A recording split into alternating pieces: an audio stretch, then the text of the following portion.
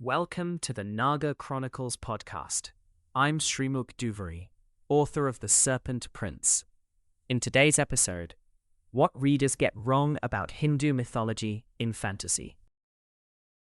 Since publishing The Serpent Prince, I've had incredible conversations with readers. Most of them get it. They understand what I was trying to do with the mythology and the world.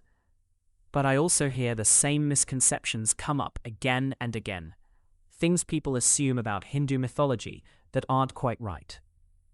This isn't a criticism.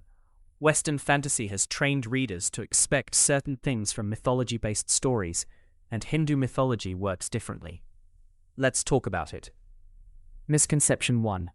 The underworld is hell. This is the big one. In Western mythology, Greek, Norse, Christian, the underworld is generally a bad place. Hades, hell, the inferno. Going down means going to a place of punishment or death. In Hindu cosmology, it's the opposite. Patala, the netherworld where the Nagas live, is described in the Vishnu Purana as being more beautiful than Svarga, heaven. The cities gleam with jewels, the gardens are lush, the Nagas live in splendor. Patala isn't hell, it's a parallel civilization that happens to be located beneath the earth. When I describe Naga Loka in The Serpent Prince as a place of wonder and beauty, I'm not being creative. I'm being faithful to the source. Misconception 2. Nagas are just snakes. I've had readers describe the Nagas as snake people or snake monsters. That misses the point entirely. Nagas are shapeshifters. They can appear as fully human, fully serpentine, or anything in between. They're semi-divine beings, closer to gods than to animals. They have kingdoms, politics, art, philosophy, and magic. Calling them snake people is like calling the Greek gods sky people. Technically not wrong, but it flattens something vast into something small.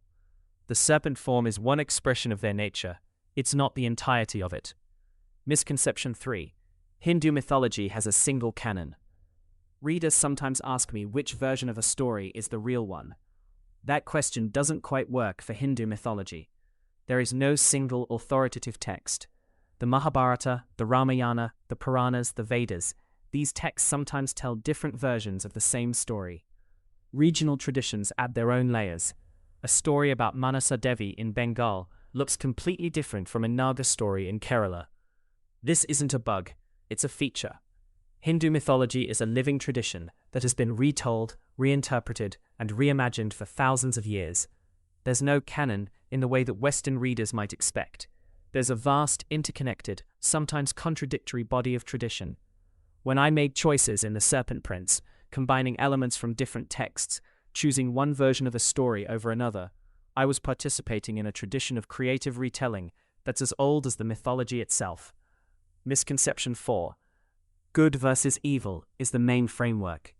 Western fantasy loves the good versus evil structure. Light versus dark. Heroes versus villains. A dark lord who must be defeated.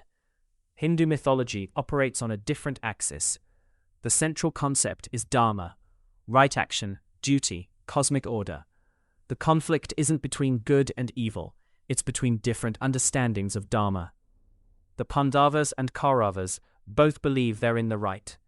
Takshaka and Parikshit both have legitimate claims to justice. This means the stories don't resolve the way Western readers sometimes expect. There isn't always a clear winner. The good guys don't always act well. The bad guys aren't always wrong. The story asks you to think, not just to cheer. Misconception 5. It's all ancient and frozen. Hindu mythology isn't a museum piece. It's alive. The stories are told in temples, in homes, in festivals, in Bollywood films, in comic books, in bedtime conversations. They're adapted, debated, and reinterpreted constantly. When I wrote The Serpent Prince, I wasn't excavating a dead tradition, I was adding to a living one. That's a responsibility I take seriously, and it's also what makes the work exciting. Why this matters? Misconceptions aren't just academic issues. They shape how readers experience stories. If you come to The Serpent Prince expecting a Western fantasy with an Indian coat of paint, you'll miss what makes it different.